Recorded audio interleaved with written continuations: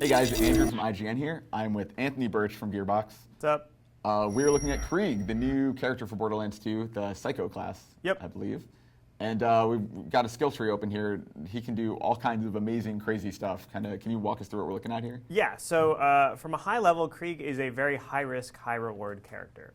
He's almost always on the brink of death if you go down, say, the Mania tree, but he's doing the most insane damage of any character. So his action skill, Buzz Axe Rampage, basically works like, actually, why don't you just use it in the world just to sort of show it off. You press the button, he takes out his Buzz Axe, and there are no enemies here because it's a sanctuary, but if you kill an enemy by either throwing your Buzz Axe at him or just hitting him in the face with it, you get all your health back. So Krieg actually doesn't have any health regen skills unlike all the other characters, so the main purpose of his action skill is to get his health back. And unlike most characters, or a lot of the characters we have in the game, where in order to be really good at them, you kind of want to take cover, you might want to play carefully a lot. Krieg is like, fuck all that, I'm just going to run right into combat and take a dude's head off, and that's how I'm actually going to survive. So we'll just go through his three trees really quickly. If we look at the Hellborne tree, the Hellborne tree is actually sort of the idea for all of Krieg's skills to some extent where it was two things. The first philosophy was, let's make the player want to do things that they normally don't want to do. And the second thing was, let's take all the things that our psycho enemies do in the game and give the player the ability to be that or do that thing. So this tree really encapsulates both of those because this tree is about being on fire. You generally don't want to be on fire when you're playing as anybody else, but when you're Krieg, you want to be like those burning psychos. You always want to be on fire. So these first two skills are about increasing the chances that when you light somebody else on fire, you get lit on fire. And if you look at like numbed nerves right there, that actually decreases all incoming damage once you're on fire. So you actually are hurting less when you're on fire, including the additional fire damage. So once you get 5 points in that, you're taking half damage from everything once you're on fire. He's also got a cool middle tier skill, which is placed very intentionally in the campaign, which is called delusional damage, which is you don't have to set somebody on fire to get those effects on you. You just have to corrode them or electrocute or slag them or burn them, because that's about the point in the game where you start fighting robots and you don't want to be using fire against robots. He's also got that really cool Hellfire Halitosis skill, which turns his melee into him basically breathing dragon breath, again in the same way that the burning psycho enemies in the game do. His top tier is called Raving Retribution, where he basically starts screaming at the top of his lungs about like things that don't make any sense. And while he's doing that, if he's on fire, big fireballs will just start shooting out of his body and just seeking enemies and then just hitting them and setting them on fire, which in turn can make him be on fire longer, which in turn makes more of those fireballs come out. So he's all about these sort of self-perpetuating loops. If you can be clever enough and if you can perform correctly, that will allow him to keep doing this cool stuff. So Mania tree. This is personally my favorite tree. I think everybody's going to have a different favorite tree. We found that a lot with our focus testers. We're like, I don't know about this one. And then the other one, they're like, oh my God, it's the best thing ever. For me, this is the best thing ever. This tree is all about wanting to take damage. Again, you usually don't want to. Krieg wants to. That skill to the right, feed the meat, that increases your maximum health, which is good. But then it also increases your shield recharge delay, which is to say when your shield is down, how long it takes to even begin to get back up. You wouldn't think that's a good thing, but a lot of Krieg's skills, like Fuel the Rampage beneath it, are about him taking damage to his health to make his action skill cooldown speed up. So every time you're getting shot, not through the shield, but into your actual flesh, you're that much closer to going into Buzz Axe Rampage, killing a bunch of dudes, and getting your health back. What I love about that one is that teammates can hurt you too, so like they can add to that effect. There is a friendly fire aspect to this, so like before you go into combat, you might want to get charged up by, basically kind of being like, again, trying to be another bandit, kind of being like the guy who said, shoot me in the face, asking people to shoot you and help you get to your Buzz Axe quicker. This is Light the Fuse. It's a replacement for your Fight for Your Life mode, where instead of going onto your knees and starting to shoot people, you actually get really angry, pull out a huge stick of dynamite, and can start running around at full speed, throwing sticks of dynamite at people before eventually trying to blow yourself up and take them with you. It's a really more active kind of mode for the Fight for Your Life, and it's got some really cool synergy with stuff I'm about to talk about. So release the. Actually, you want to really quickly go up to the Silence the Voices, because that one's fun to talk about. So Silence the Voices. This one really, really significantly increases your melee damage to the point where when you put 5 points in it, you've got plus 250% melee damage. But it gives you a 12% chance to attack yourself.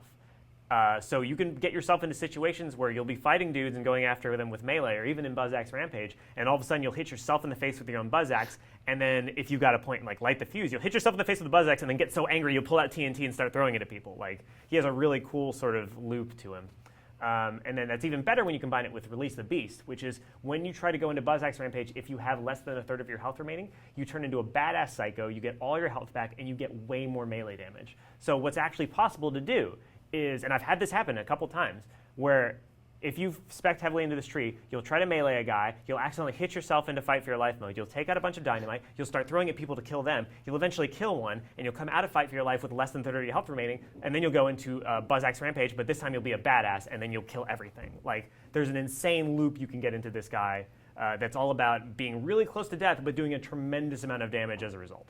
It's really cool how you guys have built in stacking to these characters too, because it's like even the Necromancer in her own way, it's like since you guys have started adding classes, like things build, you know, and like I think it's really cool that you have that loop of crazy things that can happen depending on what you put into the character. Oh yeah, and I mean, speaking of stacking, it was a really good seg actually, because this tree, Bloodlust, is all about getting stacks of Bloodlust. And basically with the Necromancer, you got to stack by basically, you know, killing an enemy or expending a magazine without reloading.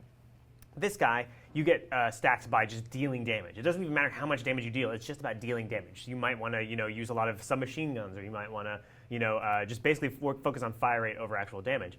And so he can increase the size of his clip, as you saw before. This increases the size of your weapon swap. And as you get further down the tree, you see more insane things happen. So there's that's a mid-tier skill that adds dynamite to your Buzz Axe. So you can throw it and blow people up. There's a skill that, there are basically these 3 skills that work in this crazy tandem where one of the skills increases your gun damage. I think that's if you go up to. That skill, every time you kill an enemy, the bullet increases your melee damage. And then if you go down to the grenade icon, every time, no, sorry, to the right. I was wrong, the axe. Yeah.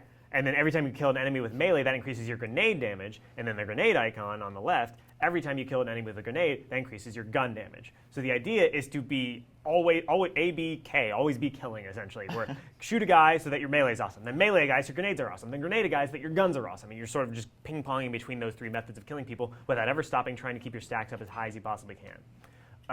And his top tier is really awesome. It's called Bloodsplosion, and it basically takes whatever element you killed an enemy with, and if you didn't use an element, it's just a regular explosion. But it makes an explosion of that element around that enemy, and that can stack. So if you get 3 enemies that are really low in health, and you kill one with a shock, it'll explode in lightning, and then kill a guy next to him with lightning, which makes him explode in lightning, and then that kills the guy, and you can get this domino effect, basically, if you get the guys down low enough. And that's always active, which is super cool. And the damage hurts more the more stacks you have. So this character, this particular tree is always about always be doing damage and always be trying to cycle between grenades and, you know, melee and guns.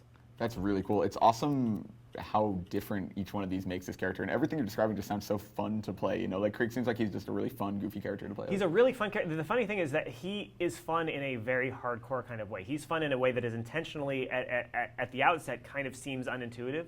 Like if, you know, I had to just summarize this character in a sentence and I was like, oh yeah, this is the guy where his tank tree is about setting yourself on fire. They'd be like, what? That makes literally no sense. And that's kind of part of the fun of him, is that for people who've played the game a little while and people who understand the way that you generally are supposed to play, he's supposed to edge you out of those comfort zones and try to suggest, hey, play this crazy other way that you've never thought about that still feels like Borderlands, but you're intentionally trying to set yourself on fire. You're intentionally making sure your shields are down. You're running around not taking a second to even look at the loot during a combat because you want to make sure your stacks stay up. I mean, part of what's so great about Borderlands is how the characters complement each other in co-op. Right. You know, obviously, like the Siren's operating as a healer, et cetera, et cetera. How do you see him factoring into team play? Like, how do you see him kind of benefiting other players? He's a really good kind of a wildcard character to have because he's got a skill called Redeem the Soul that Adam can highlight if you go down to. And Redeem the Soul is actually allows you to instantly res anybody in your party, but in return, you go down, which... Like, oh, why would I want that? Because if you have fucking light the fuse, then that actually allows you to immediately take out your dynamite and start going to town on people. He also, again, the fact that he has that Fuel the Rampage and that friendly fire, he can be the guy that everybody's sort of making sure he's at his best by helping him out and shooting him a few times without ideally shooting him too much. But he's also really good for just getting in there and sort of taking aggro because he's always generally going to want to be right in the mix of things, just going to want to be in everybody's face. But I think like all the characters, you can sort of change his utility within the team based on how you build him. If he's going into Bloodlust, then he's your elemental nuker. Maybe you don't need your Maya to go into her elemental tree. If he's going to go into Bloodlust, then he's going to be moving really, really fast. Maybe you want a healer to make sure he stays up so that his stacks don't start bleeding out. I mean, in that way, you mentioned Maya. You know, one of Maya's skills is that she can shoot people to heal them. Yeah. When she shoots him, which wins? Yeah, the healing wins out. He will get healed. Which actually kind of makes them, in a cool way, a really good pair. Yeah, sure. Yeah, I don't want to spoil too much, but we'll have a video coming out pretty soon that basically kind of gives his backstory to some extent and kind of says at least who he is as a person and how this crazy psycho guy became a Bolt Hunter. Because the neat thing about his personality is that he actually kind of has two personalities to him. He's got the really outward, aggressive kind of Hulk, I just want to kill things personality, but deep inside him, you have a very, very small chance when he does stuff during battle dialogue that you'll hear the sane version of him that used to be the dominant personality, kind of saying like, okay, if you're going to be doing this crazy shit, at least be killing the right people. Don't run around killing people in the sanctuary. I want you to take out bandits and stuff like that. So he's kind of conflicted. That's really awesome. Cool. Well, can we see a little bit of him in action? Or? Yeah, let's go to Lynchwood.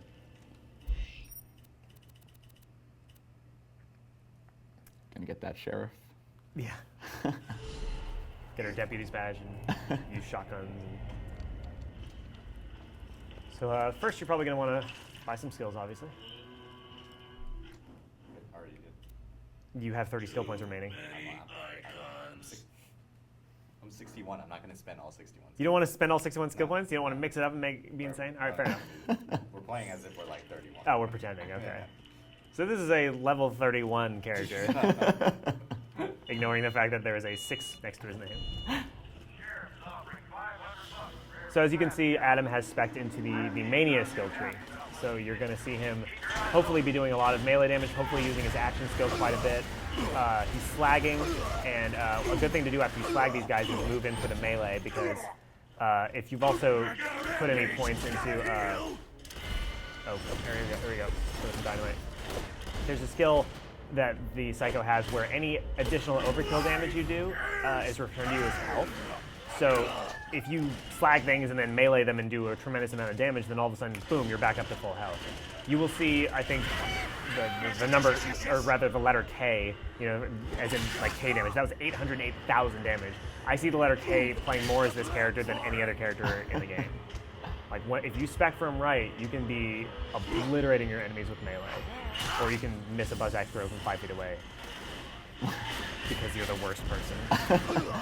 How would you say the cooldown for his action skill compares to some other characters? So his cooldown at its base level is really long. The idea was like to make sure he felt distinct from Zero, who uses his action skill all the time in almost every single combat. We wanted to make sure, and because his action skill is so powerful, you see now he's turning into a badass Psycho because he revived and had less than 32% of his health remaining, and then he's basically one-shotting dudes. He just did 729,000 damage to that guy.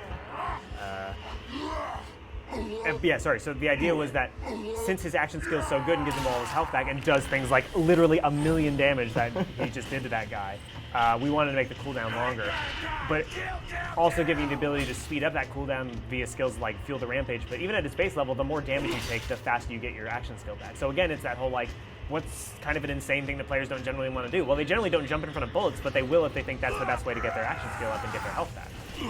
I mean, how hard do you think it is, like obviously you spent more time with him, to adjust to this playstyle? Like what are kind of the hardest parts of switching over to Krieg? It's those very same things that make it cool, like I was talking about. You know, the realization that, no, I want to be on fire. No, I want to have my shields down. We had a bunch of focus testers come in to play the character, and it was really interesting seeing them from sort of week to week, because first time we talked to a guy who was like, God, I'm playing Hellborne and it doesn't work for me. I don't understand what to do. It's not fun, blah, blah, blah. I think you really need to change all these things. We saw him again a week later, and he was like, I mean this in all sincerity. I need you to take every single thing I said about Hellborne and delete it. Like, don't ever show that to designers, because I now understand it and I fucking love it. Like, there's definitely kind of a learning curve with this guy, which is why we're more comfortable sort of releasing him now later in the game's lifespan than if we had at the beginning. Sure. Because he's sort of for the guy who's played the game before and knows generally how to play, because now we want to have you try all this other new shit. Yeah, it's really interesting how many different versions of this character you can kind of create, depending on the tree you choose. Very cool. And his the dialogue he's saying is kind of amazing too. Actually, like it really is like having a Psycho that you were playing as. You know, like you guys actually captured that really, really well. Oh, that's great. Thank you. Yeah, that was always the goal. Trying to do that, but also not make you confused. It's like, wait, was that an enemy talking or was that me? And he still sort of has that Suicide Psycho tendency too, because he is running in with the dynamite. Oh yeah. No, that's exactly where that came from. Was like we've got the crazy badass Psycho where you turn into like I mean, when you go into badass mode, I know you saw his arms change, but actually any co-op people like your co-op friends will see your torso just change in size, and you'll like mutate into this enormous thing. And that particular middle light diffuse skill was specifically to say, okay, how can we make the Suicide Psycho part of this dude's character? You know, you mentioned that he pairs really well with Maya. Are there any other cool party configurations you think complement him really well? Yeah, I think going with Zero is really cool. We've joked about wanting to make an achievement for this guy called like Assassin's Krieg or something like that, where you have Zero and Krieg, mixing that together. They're having two melee dudes come at it from very different perspectives, because Zero's basically a rogue and this dude's basically a barbarian. Having that combo is fun. He and the Necromancer is cool too, because one of the things that Krieg really likes is not having aggro on him. One of the things that's cool about his Buzz Axe throw is that if you hit somebody with throw, it may not do as much damage as an actual swipe, but it'll stagger them so that you can close that distance and kill them. Krieg wants to have some damage dealt to him, but there are moments where he wants to not be the focus of the gunfight, and the Necromancer's bot is really good for that. I mean, one of the things that's really interesting is like we're watching him be primarily, built for melee, but he obviously can still use guns. Oh yeah, he's still a gun guy, absolutely. And in what ways, obviously if you're playing through the campaign as him, you're going to encounter moments where you have to kind of have like long range combat and focus on guns. Like, how does he work with, say, like a sniper rifle? What are kinds of ways you can build him to make sure you take advantage of every kind of gun? Well, the Bloodlust tree is really good for that, because that's about melee damage. It's about, not about melee damage. It's about magazine size is what I meant to say. There's one skill that does that. There's one skill that just does, giving a lot of gun damage. The Hellborne tree is also very good for that, because you'll find that one of the skills, when you're on fire, it increases your critical hit damage and your weapon damage, and I think your melee damage. So if you can get a boss set on fire, or if you can get one of his minions set on fire and then start focusing on that boss, then you'll do a really good job. And I've had moments where I was playing the Bunker, who is our all-airborne boss, about 2/3 of the way through the game, and I had spec'd for Krieg that was generally melee, but I still took him down pretty well, because if you have a lot of points into your melee damage, then that transfers to your thrown Buzz Axe. So there's nothing more satisfying than taking down a buzzard or taking down the Bunker with a thrown Buzz Axe that you have to like time and like lead your target and stuff. And you can also add dynamite to it in the Bloodlust tree, so you can do even more damage with the thrown Buzz Axe. That's really cool. Well, awesome. This is a really good look at Krieg. When is he coming out? He's coming out, do we have an exact date? Krieg is coming out May 14th. For Xbox 360, PS3, and PC. Awesome, and he's separate from the Season Pass. Yes, he's separate. Very cool. Well, thank you for this look. I'm actually really excited to dive into this character. No, he's my favorite character. I hope you like him. I appreciate the time, and for all your Borderlands 2 needs, keep it locked to IGN.